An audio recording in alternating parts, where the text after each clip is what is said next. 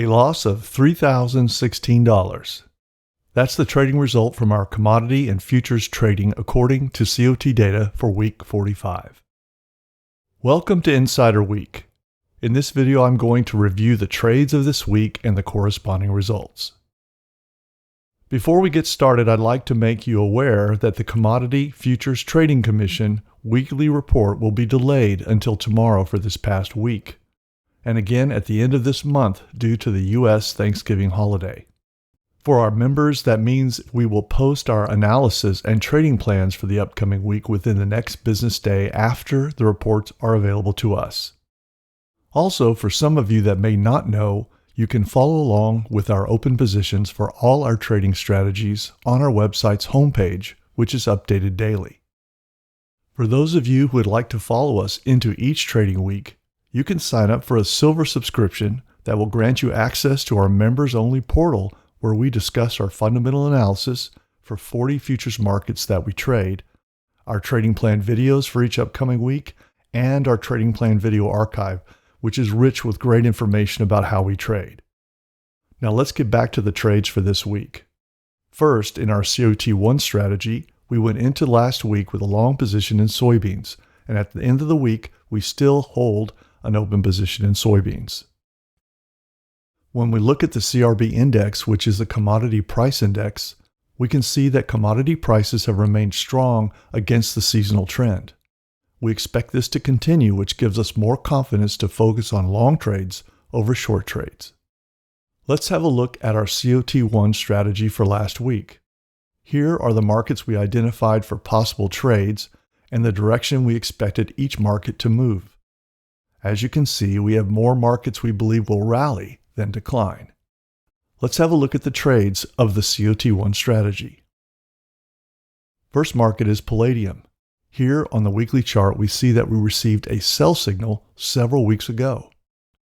On the daily chart for palladium, you can see that we profited from a short trade in this market last week, so we waited for a correction and re-entered this market with a new short position last week. However, we were quickly stopped out due to the fact that the U.S. Consumer Price Index was released on Thursday, and it surprised the markets with the possibility that the U.S. inflation could be peaking. This major economic data point caused many markets to rally against their trends, and palladium was no different. This loss provides us with an example of why we always set our risk levels appropriately, and this sharpens our trading psychology as we remained confident and look for the next trading opportunity. The next market is soybeans. Here on the weekly chart, you can see we received several buy signals at the same support level, and the seasonal trend is increasing, so we entered a long trade a few weeks ago. When comparing the futures contracts for soybeans, we can see that the spread between current and future contracts is strong, which is a bullish sign, so we expect the soybean market to continue to rally in the direction of our open trade this week. On the daily chart for soybeans, you can see that we continue to hold our open long position. You will notice that the stop loss continues to remain wide, which is due to the downward correction that we expected and is in process. We will continue to move our stop upward to reduce our risk if the expected continuation to the upside occurs. Next, let's have a look at our COT2 strategy, the so-called champion strategy. This strategy is more aggressive and recommended only for advanced traders. As you can see, we started into the week with an empty portfolio, and we ended the week also with an empty portfolio. We did open and close a position in lumber during last week that I will discuss next. Here is the daily chart for lumber. Last week, we identified a short trading opportunity based on our fundamental analysis in our COT2 strategy. We entered a short position and the market moved in our expected direction. However, when other markets began to react to the surprise U.S. CPI report on Thursday, we decided to close the position and capture profits early as market conditions had significantly changed. Here's the performance for the COT2 strategy. As we discussed, we made a profit of $7,484 last week. Our last trading strategy is the weather trading strategy.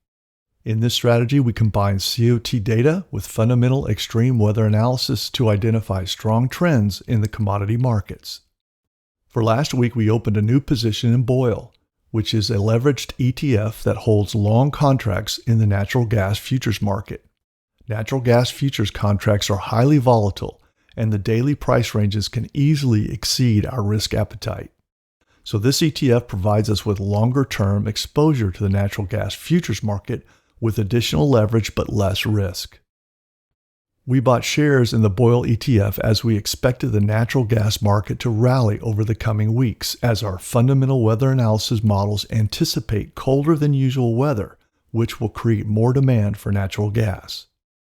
So for our weather trading strategy, we did not close any positions, so our performance remains unchanged.